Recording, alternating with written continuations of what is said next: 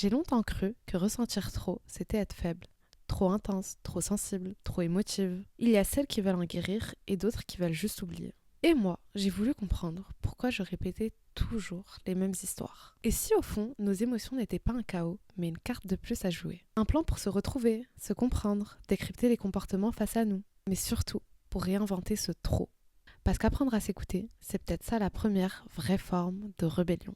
Coucou, j'espère que vous allez bien. Bienvenue sur Lolita, jeune et jolie. Je suis trop contente de vous faire cet épisode. Alors, je sais pas si vous l'avez remarqué, mais je suis une énorme forceuse. J'ai pas encore acheté un nouveau cadre, mais j'insiste pour qu'il soit avec moi. Alors, cet épisode, je sais pas si vous avez regardé le premier. Quand je vous parle du premier, c'est pas le premier de la série de ce mois d'août. C'est mon tout premier épisode après l'intro qui s'appelle, j'ai pas envie de vous le faire en anglais, mais Mid-20s Real Intelligent. Ok, c'est la continuité dans le sens où dans cet épisode, je vous explique pourquoi.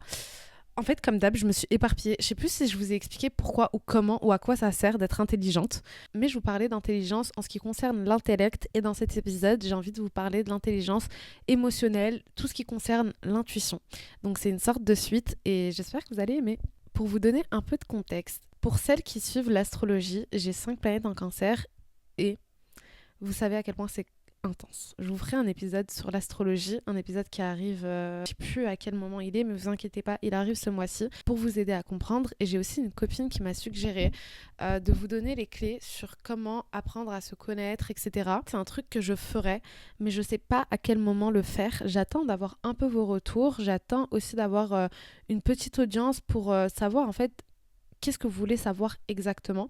Je sais quels conseils je veux donner, mais en fait, j'ai tendance à trop m'éparpiller. Et comme le truc d'apprendre à se connaître, c'est assez compliqué. Et en fait, c'est tout un chemin que j'ai commencé à donner d'ailleurs dans l'épisode 1, mais il faudrait que j'en fasse plusieurs parties. Donc, il faut que je vois si ça intéresse vraiment, etc.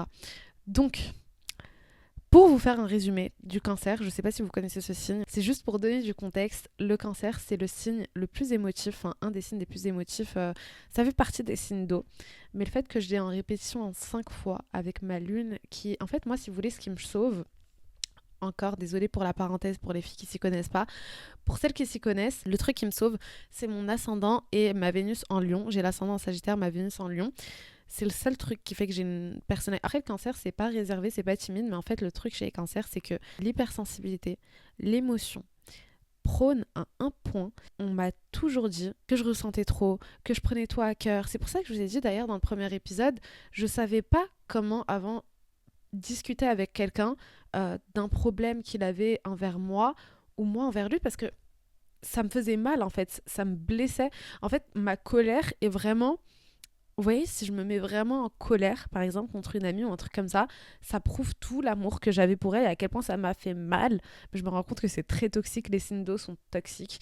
Et j'essaye de me sortir, j'espère avoir réussi à me sortir. Pour l'instant, tout se passe bien pour moi par la grâce de Dieu. Mais en fait, on m'a toujours dit c'est trop, t'en fais trop, c'est du drama. Vous savez très bien aussi, signe de feu. En fait, j'ai la compilation de grosses dramas. Et c'est pas grave, hein. Moi, et en plus, encore une fois, je vais vous faire un épisode. Vous savez quoi? Je vais vous faire encore un épisode. Je vais vous faire un épisode sur libérez-vous, criez. T'as besoin de crier, t'as besoin de pleurer, pleure, crie. J'allais dire saute par la fenêtre. Non, saute pas par la fenêtre. Mais non, saute pas par la fenêtre. Mais si t'as besoin de te défouler, si t'as envie de danser dans la rue, danse dans la rue. Si t'as envie de libérez-vous, libérez vos émotions, laissez, de toute façon on va dire quoi, elle est folle, bah c'est pas grave, je suis folle, allez, je vous mens pas que le truc d'être dramatique c'est vraiment un truc qui, déjà je l'ai depuis toujours, mais le fait de le laisser s'exprimer en moi, mais ça a été un remède de malade, comme ce que je vais vous expliquer aujourd'hui, parce que l'épisode d'aujourd'hui, comme vous l'aurez compris, on a bien dépassé l'introduction, mais je vous fais une parenthèse maintenant. On va parler d'émotions, d'hypersensibilité et comment utiliser tout ça en son avantage. Ici, je vais vous donner toutes les clés pour que vous soyez à votre putain de prime, pour que vous soyez la meilleure version de vous-même. Comme je vous ai fait pour la féminité, son pouvoir, aujourd'hui, vous allez apprendre à utiliser votre sensibilité, votre intuition. Tout ce qu'on vous a dit, c'était négatif, t'en fais trop. C'est pas trop. C'est trop parce qu'ils ne comprennent pas et parce que soit ils sont rentrés dans un moule, soit c'est des cons. Mais toi, t'es pas conne et tu vas rester avec moi pour comprendre. Pour moi, les femmes, et de toute façon, Encore une fois, comme je vous ai dit, l'énergie féminine, etc., ça reviendra toujours. Mais hier aussi, je regardais un podcast du Medium et ça m'a encore confirmé. Bon, vous allez me dire, ah là, regardez Medium, oui, je regardais Medium. Et donc, c'est hyper intéressant. En fait, je comprends pas les gens qui croient uniquement. Bah, peut-être que ça vient aussi de mon truc cancer et tout. Je suis très. Pas perchée, mais moi, j'ai pas besoin de voir quelque chose pour le croire. Vous voyez, juste ma conviction me suffit. Ma foi peut me suffire. Et donc, bref, je regardais le podcast d'une médium et elle prenait aussi l'exemple de la féminité. Les femmes, on est beaucoup plus. Ça fait partie de ce que je vous ai dit, l'intuition féminine, la protection maternelle. Elle disait que au niveau des esprits, etc., les femmes et les enfants pouvaient être beaucoup plus réceptifs.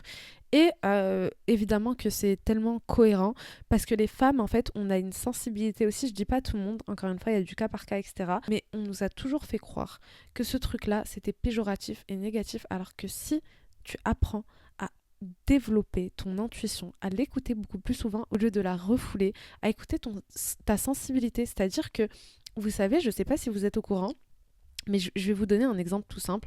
Ça peut être soit l'intuition, enfin l'intuition c'est hyper commun et on le sait, mais des fois, euh, ça c'est scientifique, hein, parce que comme je vous ai dit, moi je lis beaucoup de neurosciences, je l'ai dit dans un des... Putain, il est pas sorti. Bah ouais, il est pas sorti cet épisode. En fait, je vous ferai... Purée, il faut que je vous sorte l'épisode parce qu'il est super bien, ça concerne la neuroscience, mais je me suis dit ça va être trop compliqué comme ça dès le début. Je pense que je vais sortir. Dites-moi si ça vous intéresse. En gros, la neuroscience, c'est pour toutes les filles qui ont un peu du mal à croire. En fait, c'est même pas du mal. Ça t'aide à croire en la spiritualité, mais de façon pas rationnelle, mais c'est scientifique en fait. On t'explique comment ton cerveau il tourne de quelle façon et pourquoi c'est logique par exemple de faire de la visualisation. On t'explique par exemple que ton cerveau, à force de lui répéter des affirmations, il le croit.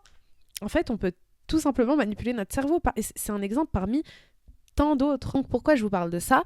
Des fois, votre cerveau, il va vous dire quelque chose. Il va vous dire, ça fait pas ça. Ou ça fait pas ci. Ou par exemple, envers une personne, regardez, sans l'intuition, etc. Vous savez que des fois, vous voyez quelqu'un et vous vous dites, c'est même pas une première fois ou un truc comme ça. Ou par exemple, une pote t'a présenté une pote, etc. Au cours d'une conversation, vous discutez et tout, et au bout d'un moment, vas-y, t'es saoulé. Tu comprends pas pourquoi t'es saoulé et tout, tu te dis, mais attends, mais là, il s'est rien passé, etc. Ou t'en fais trop, je sais pas. Tu rentres chez toi, tu réfléchis sur la route, tu rentres, tu prends ta douche, tu réfléchis, tu trouves pas pourquoi. Et à un moment, subitement, j'en suis sûre, je suis pas la seule à qui c'est arrivé parce que c'est scientifique, encore une fois, t'es dans ton lit et tu dis, je- ok, je sais pourquoi il y a un truc qui allait pas. Je sais en fait, elle a dit ce truc-là à ce moment-là qui m'a fait tiquer. Mais en fait, à ce moment-là, il y a tellement d'éléments autour de toi que t'as pas la capacité d'analyser et de te dire, ok, elle a dit ça, mais moi je suis beaucoup dans l'analyse, etc. Je sais que bon, c'est pas pour faire de la psychologie de comptoir ou autre quand je suis avec les gens, mais c'est plutôt leur comportement en dit beaucoup. La façon de parler, c'est même pas forcément le contenu de ce que tu dis, mais c'est comment tu dis. Il y a toujours une façon de faire, vous voyez. C'est-à-dire que moi, déjà, j'ai un esprit qui est très ouvert, tu peux me parler de tout, mais il faut que ça ait du sens et il faut que ça soit pas extrême. C'est-à-dire que pour moi, la vie n'est pas constituée de tout noir ou tout blanc. Si ça a du sens, je vais comprendre ou du moins je vais te poser des questions pour comprendre pourquoi tu es arrivé à cette conclusion, d'accord? Mais bref, tu vas te dire, ok, ça y est, je sais en fait, elle a dit ça. Et en fait, bah, je pense que, soit tu as eu un mauvais pressentiment ou autre, mais là, le rôle n'est pas de l'intuition dans ce que je vous dis, c'est que le cerveau capte des choses, le subconscient. Exactement, le subconscient capte des choses que vous n'avez même pas encore compris. C'est-à-dire que il y a plein de choses, par exemple, je sais pas, tu vas faire un truc automatiquement, je sais pas comment vous expliquer, je vous jure, il y a plein de trucs qu'on fait par automatisme. Quand tu t'assois et tu te dis, mais pourquoi j'ai réagi comme ça? Pourquoi j'ai fait ça en fait? Tu te poses un peu de questions et tu te rends compte qu'en fait, c'est ton subconscient qui a agi à ta place. Et notre subconscient, bah, comme vous le savez, juste le fait de faire ce mouvement avec ma main, mon cerveau l'a réfléchi. Là, mon cerveau moi, ça me rend folle. Quand je vous dis ça me rend folle, c'est parce que je veux tout comprendre. Comment mon cerveau, enfin, c'est pas comment, je vous expliquerai dans un épisode parce que j'ai essayé de décortiquer ça. Intéressez-vous à Joe Dispenza, je sais pas si vous connaissez, mais je vous ferai tout un truc sur ça, vous inquiétez pas. Mais bref, j'ai compris comment, en fait, c'est même pas. Notre cerveau est tellement puissant. Notre cerveau est c'est tellement un truc de ouf que tout ça, en fait, quand tu connectes tout ensemble, l'hypersensibilité, l'intuition, ton subconscient, que tu comprends tout, t'as une putain de puissance et tu te rends compte que tout le truc qu'on t'a fait croire toute ta vie, genre t'en fais trop, c'est trop, etc., c'est juste parce qu'on veut te mettre dans une case. On veut créer des humains parfaitement copier-coller et on veut pouvoir les contrôler. Oui, peut-être qu'on va me dire que je suis complotiste, mais moi déjà, comme j'ai regardé un truc récemment qui disait télévision, ça veut dire television. Genre, ça veut dire on leur dit une vision, d'accord? C'est pas que je suis complotiste, etc., mais en vrai, pour moi, c'est pas du complot. C'est juste, bah voilà, le monde est fait d'une certaine façon. On vit pas dans un monde tout beau, tout rose. De toute façon, il y a une énergie qui est bien, une énergie qui est négative. On est dans un monde où il y a beaucoup de négativité et je pense que on fait en sorte de nous copier-coller, qu'on soit tous de la même façon pour être beaucoup plus facilement contrôlable. Et je pense que quand tu accèdes à tes émotions, quand tu accèdes au plus profond de ta nature, tu l'es beaucoup moins.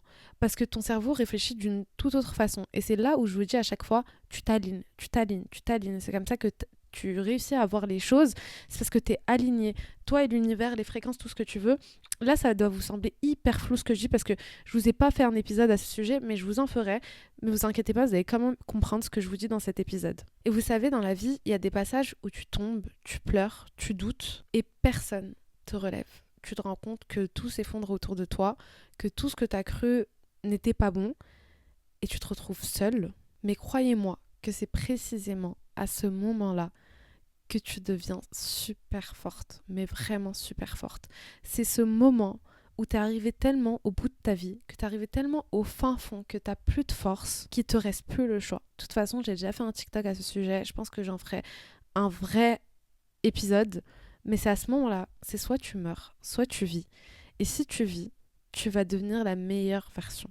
Parce que tu peux pas retomber encore plus bas. Et c'est à ce moment-là, je vous dis, vous allez apprendre à vous connaître et vous allez vous aligner. À ce moment-là, précisément, tu vas apprendre à briller sans spectateur. Et quand je dis apprendre à briller, c'est-à-dire que apprendre à se connaître, c'est un terme tellement lointain et tellement vaste parce qu'on nous le répète toute notre vie, apprends à te connaître, non, mais personne ne sait par où commencer et comment.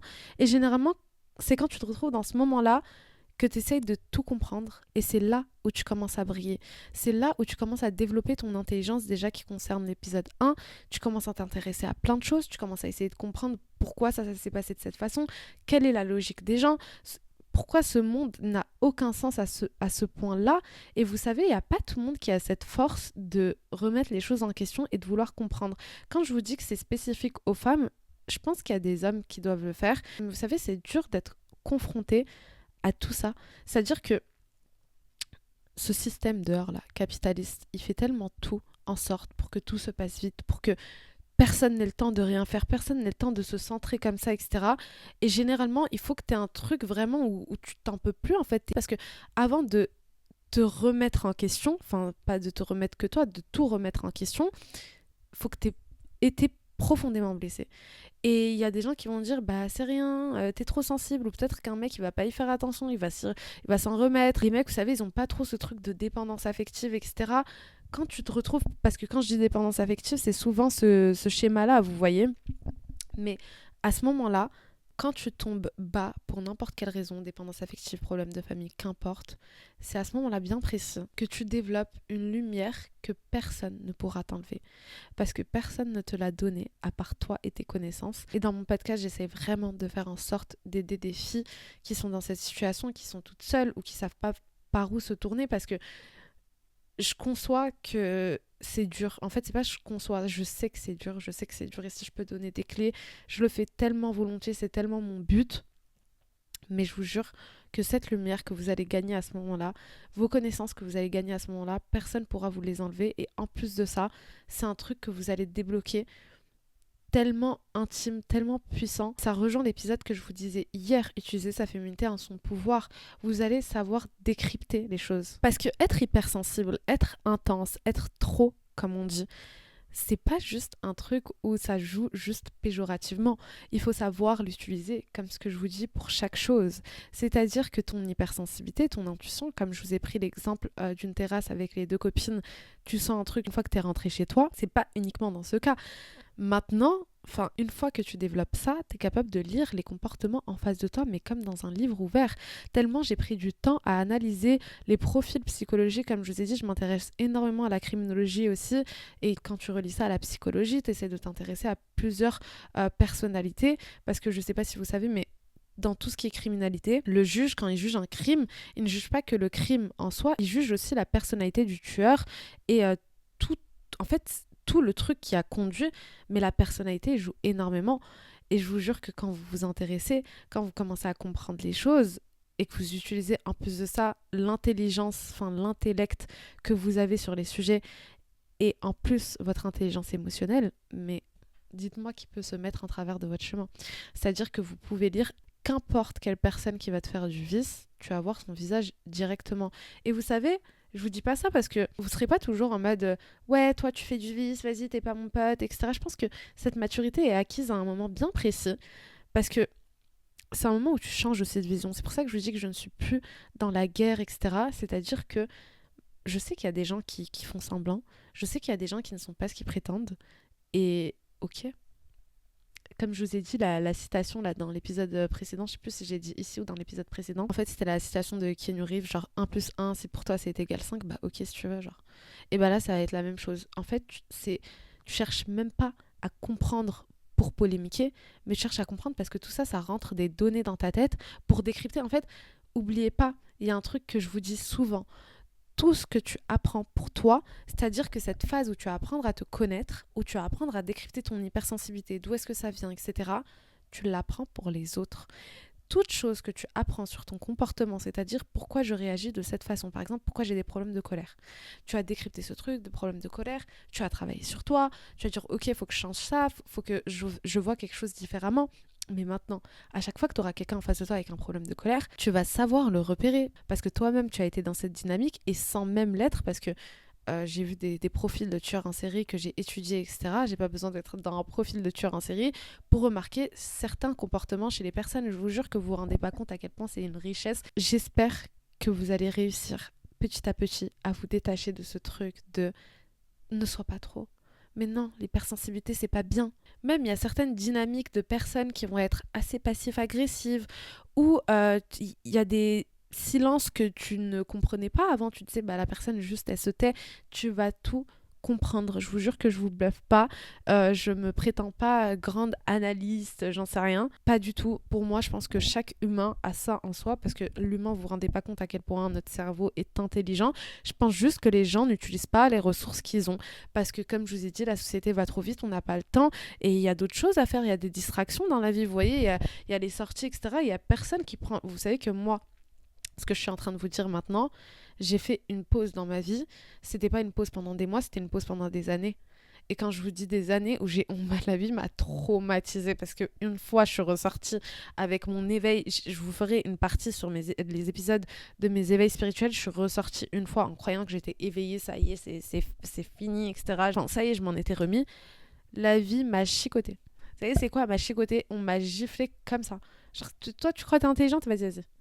J'étais encore trop naïve, trop fragile. En fait, j'étais que à la première étape où j'avais compris euh, les comportements et j'étais encore bête en fait. Je me suis dit, mais non, tout le monde n'est pas pareil.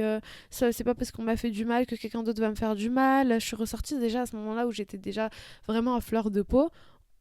On m'a montré comment dehors c'était méchant. J'ai grandi en plus dans un environnement hostile où je sais que c'est méchant dehors, mais là on m'a vraiment montré que les gens n'avaient pas de pitié. Dehors c'était pas oui, je fais attention à mon karma, je fais attention à mon cœur, enfin à la bonté de mon cœur. Les gens n'ont aucun scrupule à l'extérieur, il y a des règles avec lesquelles on joue. Je vous dis pas d'être mauvaise. Attention, loin de là.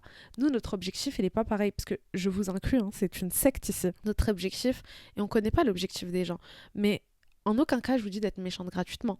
C'est au contraire, je vous dis tout le temps que c'est ridicule de faire ça. Que la chose la plus dure à faire, c'est d'être gentil malgré tout. C'est d'être gentil malgré son vécu et d'être gentil malgré les attaques qu'on nous fait. Et justement, il faut être toujours dans... Je vous jure qu'avec cet esprit-là, en fait, l'épisode ne sera jamais assez long parce que là, il faut que je passe à un autre sujet. Enfin, on reste toujours dans la thématique, mais il faut que j'avance dans ce que je voulais vous dire. Mais en fait, je vous jure que avoir une intelligence émotionnelle, intellectuelle et un bon cœur, waouh, vous vous rendez pas compte. Vous vous rendez pas compte de tout ce que le bon Dieu va vous donner. Le bon Dieu, en fait, carrément, je vous jure, j'ai les larmes aux yeux en parlant parce que j'en ai tellement souffert et j'en souffre en fait. Des fois, je sors et je me dis, mais putain, t'es conne, t'aurais pas dû réagir comme ça. Et après, je m'apaise et je me dis, enfin, t'aurais pas dû laisser cette personne croire que nanani, qu'importe. Je rentre chez moi, je me purifie, je me dis, c'est pas grave, c'est pas grave, c'est pas grave, je vais le retrouver ailleurs. Tout ce que tu donnes te revient. Et je sais à quel point c'est compliqué, mais je vous jure que vous êtes beaucoup plus fortes. C'est vous les fortes, c'est vous les femmes fortes, c'est vous les humains forts. Je sais pas, même sans vous qualifier de votre sexe, vous êtes les personnes fortes si vous continuez à être gentil et intelligente. Genre, c'est tellement la thématique du podcast. Pour moi, l'intelligence émotionnelle, c'est tellement une des armes les plus discrètes et les plus puissantes, comme la féminité, parce que moi, je la rentre dedans. En fait, quand tu maîtrises ça, t'as une arme silencieuse toujours sur toi. Et personne sait que t'as quelque chose. Et au contraire, t'as un alibi. T'as l'alibi de la meuf débile. Soit t'es jeune, soit t'es trop belle, soit t'es tout en fait, parce qu'ici on est tout, hashtag gourmande. Mais je vous le dis, quand t'as ce truc-là et que tu réalises ton pouvoir sur la féminité, sur l'hypersensibilité, peut-être que je me répète, mais c'est pour bien vous ancrer ce discours dans votre cerveau, tu te rends même pas compte de l'arme que t'as dans la poche. Mais vraiment. Et en plus, t'as un alibi. En fait, je vous jure que faut tourner son regard sur les choses. Faut arrêter de se voir comme ce que je vous disais, la victime, etc. Quand tu te rends compte que tout ça, c'est une force, mais oh my god, et que tu commences à l'utiliser, Seigneur, je vous jure que tout ce que vous voulez, vous allez l'atteindre. Et surtout, faut que vous arrêtiez de subir votre intensité. C'est-à-dire que faut arrêter. Faut arrêter de culpabiliser si tu t'assois un moment et que tu chiales. Faut arrêter de se dire oh, mais je chiale pour rien, je suis trop sensible. Arrêtez. Arrêtez de vous répéter ce genre de discours et c'est pour ça que je vous dis que je me répète énormément dans ce podcast pour vous imprégner des phrases bien claires et nettes dans vos têtes. C'est que tout ça n'est pas péjoratif pour vous si vous le tournez en quelque chose de positif dans vos têtes. En fait, c'est tellement la clé et c'est la clé pour tout. C'est une clé qui fonctionne partout. C'est-à-dire que si vous partez du principe que vous êtes une putain de victime, et je dis pas, hein, je pense qu'on est beaucoup à être victime de beaucoup de choses ici. Mais si vous partez avec l'état d'esprit que vous êtes une gagnante, bah c'est pas grave, demain tu vas voir, je sais pas, Britney Spears pleurer, peut-être pas, peut-être que c'est pas le meilleur exemple, mais purée, il y a tellement eu de meufs hyper inspirantes, mais je sais pas, moi je vais vous prendre l'exemple de Lana Del Rey, parce que voilà, je l'adore, mais demain je vois Lana Del Rey pleurer, même pour un truc à la con, tu penses que je vais, ou même pas Lana Del Rey en fait, je suis folle, demain je vois une meuf pleurer devant moi, comme ça, ou dans la rue, est-ce que vous pensez que j'allais la voir, ou que je vais penser dans ma tête en me disant, putain elle est trop faible celle-là, waouh. Qu'est-ce que tu fais à pleurer comme ça là dehors? Il y a des gens, ils vont penser, hein, je vous mens pas, mais là, je vous parle de moi. Après, peut-être tu peux te dire, ah ouais, intense, j'ai déjà vécu le truc, rigoler dans ce sens. Parce que je vous mens pas, moi, il y a moyen que je me dise, ma chérie, je te comprends, j'ai vécu aussi en rigolant. Parce que c'est ma façon de. C'est mon autodéfense, un peu l'humour. Mais la meuf, si tu vas la voir, tu vas lui dire quoi? Ma grande, vas-y, lève-toi. Tu vas réussir, t'inquiète pas, c'est pas grave, c'est un coup de mou, ça arrive à tout le monde. Prends le temps de pleurer surtout. Prends le temps de pleurer. Si tu veux, je m'assois et je pleure avec toi. Parce qu'il faut arrêter de s'en vouloir, de pleurer, d'avoir des émotions, d'avoir ce truc-là de c'est pas bien, je suis faible. Non, tu peux pleurer. En fait, faut redéfinir les choses dans sa tête. Quand je vous dis ne pas être une victime, c'est-à-dire que, comme on dit en plus en justice, il me semble qu'ils disent que être victime, c'est pas un statut, c'est une période. En gros, c'est pas tu n'es pas victime toute ta vie. T'es victime jusqu'au procès et ensuite, ça y est. En fait, enfin, c'est pas, je sais plus si c'est en justice ou en psychologie, mais je suis certaine de ce terme tellement je l'ai entendu plein de fois. Mais bref, victime, c'est pas un truc qui reste toute la vie. Ok, tu peux être victime sur le moment. Est-ce que c'est moi qui va le nier? Pas du tout. Et tu peux en fait pleurer au point de te dire putain, je me sens opprimée, je m'en fous, pleure, crie, prie, fais ce que tu veux sur ce moment-là, mais relève-toi, tu vois. Enfin, je sais que ça peut être difficile à entendre parce que je sais pas à quel moment de votre vie vous écoutez ce podcast, mais ce que je veux dire, c'est que d'un côté, il faut dédiaboliser ce truc d'émotion, etc. Et d'un autre côté, faut pas que ça soit sur la longévité. C'est-à-dire que exprime-toi, voilà, relâche. Laisse les choses partir de ton corps, sortir, parce que je vous jure que ça peut vous créer des chocs émotionnels au point où vous n'en avez pas idée. Moi, j'avais la jambe remplie de psoriasis, tellement j'étais stressée, j'étais comme ça tout le temps, tout le temps, tout le temps. De toute façon, ça aussi, c'est un épisode. Mais vous devez apprendre à honorer votre hypersensibilité et à la transformer en quelque chose de beau. L'hypersensibilité, vous savez, ce n'est pas que pleurer, hein. L'hypersensibilité, je trouve ça tellement bête, et on arrive bientôt à la fin de l'épisode. L'hypersensibilité, les gens qui résument ça à « Ah, ça veut dire que tu chiales beaucoup ». Moi, généralement, quand je dis que je suis cancer, on me dit « Ah, bah ça veut dire que tu pleures beaucoup ». Non, ça veut dire ferme ta gueule, je peux te manipuler et te faire croire des choses que tu sais même pas. Parce que l'hypersensibilité, en fait, je vais vous expliquer quelque chose. C'est pas que pour la manipulation. Déjà, pour la manipulation, la négociation, tout ce que vous voulez, vous avez beaucoup plus de facilité à décrypter la personne en face de vous. C'est-à-dire, c'est quoi ses croyances ? Je vous ai dit, moi je m'en fous, je fais pas du politiquement correct ici, hein. C'est quoi ses croyances, en quoi elle croit et comment réussir à la convaincre. Encore une fois, c'est de la négociation. C'est simple. Quelqu'un qui a un esprit terre à terre, ou quelqu'un qui a un esprit, enfin qui a certaines croyances, eh ben, tu vas aller jouer avec celle-ci, tu vas te mettre de ce côté-là pour réussir à arriver à tes fins. Et c'est pas une règle universelle, il y a des règles qui sont différentes avec chaque personne, mais en tout cas, sache que ton hypersensibilité te permettra de dresser un portrait de la personne en face de toi pour arriver à tes fins. Donc ça rejoint déjà ce que je vous disais hier, mais au-delà de ça, l'hypersensibilité, c'est la créativité. L'hypersensibilité, vous savez, c'est pas juste je chiale. L'hypersensibilité, vous savez que là, moi, je suis en train de tourner la vidéo, ça m'arrache les yeux littéralement. Je supporte pas trop de lumière, je supporte pas trop de son. Enfin, trop de son, ça dépend. Mais il y a des moments où je supporte pas les choses. Vous voyez ce que je veux dire ? C'est ça, être hypersensible. Être hypersensible, c'est aussi quand quelqu'un il va te raconter une histoire, tu vas pas juste écouter d'une oreille et te dire ah ouais, chaud. Ah ouais, j'avoue, c'est pas facile ça. Ouais, c'est compliqué. Non. Moi, quand on me raconte une histoire, la vérité, mais je suis à deux doigts, comme je te dis, de m'asseoir et pleurer avec toi. Et après, trouver une solution. Non, en vrai, je vais avoir toute l'empathie, la compassion du monde et je vais vraiment te proposer des choses concrètes. Mais c'est ça, l'hypersensibilité, c'est être capable de se mettre à la place de l'autre, c'est d'être, en fait, de trouver des solutions pour l'autre, enfin, d'être sensible à sa situation, pas en mode juste, ah bah c'est mon ami qui m'a raconté une histoire, c'est pas grave, il passera à autre chose. Non, enfin, c'est pour ça que je vous ai dit, je suis un peu chiante sur les valeurs de l'amitié parce que je sais ce que je donne. Je connais ma présence et je vous jure que sans faire la prétentieuse, la plupart du temps, euh, j'ai beaucoup d'amis qui me disent, je sais, je commentais, etc. C'est moi qui ai merdé. Et en gros, je suis reconnaissant, etc. de t'avoir parce que t'es vraiment quelqu'un d'extrêmement présent. Enfin, quand je vous dis j'ai pas d'amis, c'est pas que je suis problématique ou autre. J'ai été problématique à des moments de ma vie, comme tout le monde, je pense, évidemment. Mais là, depuis au moins 2 ans, c'est des choses qu'on me dit et la personne, je lui en veux pas, hein. Je vais être en mode ah bah t'as vu, moi je suis mieux que toi, toi tu me le rends pas, t'es un ingrat, chose que j'aurais pu penser avant. Maintenant, je suis juste en mode bah écoute, honnêtement, déjà, ça me touche que la personne se rende compte, parce que c'est pas tout le monde aussi qui a la maturité de se dire ah ouais, c'est vrai, cette personne-là, elle a été là pour moi, etc. Enfin, vous savez, de pas être auto-centré sur sa personne. Et au-delà de ça, bah, je vais juste dire ok, moi, ma limite, genre, elle s'arrête là, c'est pas grave, on n'est pas obligé de s'embrouiller, on n'est pas obligé de, à chaque fois, justement, de continuer dans ce schéma où je te donne plus, je vais faire un épisode, comme je vous ai dit, sur ça, l'amitié, etc. Mais tu peux mettre tout simplement tes limites, tu vois. Je vous dis pas que vous serez la personne avec le plus d'amis.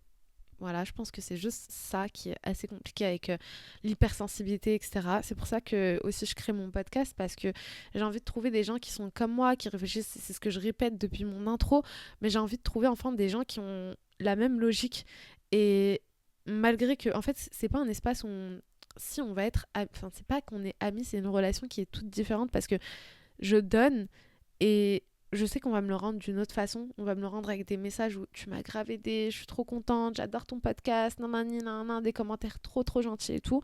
Et bah c'est ça en fait, c'est pour ça que je vous ai dit, ça comble quelque chose en moi, ça comble quelque chose en moi que je reçois pas dans les amitiés, ça comble quelque chose en moi que j'ai pas reçu dans l'amour par exemple, parce que j'ai toujours été considérée comme le trophée, enfin comme je vous ai expliqué dans l'épisode d'hier, c'est pas quelque chose de positif, mais ça comble quelque chose en moi en fait de donner et de savoir que je vais le recevoir en fait, je vais pas être pas à perte parce qu'en soi quand tu donnes tu sais que tu vas le retrouver ailleurs, mais je sais que le fait d'aider, juste le fait qu'on me dise merci parce que j'attends pas plus ou que ah ma go etc m'encourager et tout, bah c'est juste ça ce que j'attends, vous voyez. Enfin bref, je finirai sur l'intelligence de l'âme. Pour moi c'est de savoir transformer le chaos en de belles choses, c'est de savoir reprendre le pouvoir sur tout ça. Tu peux pleurer à 10h et aller signer un contrat à 11h, l'un n'empêche pas l'autre.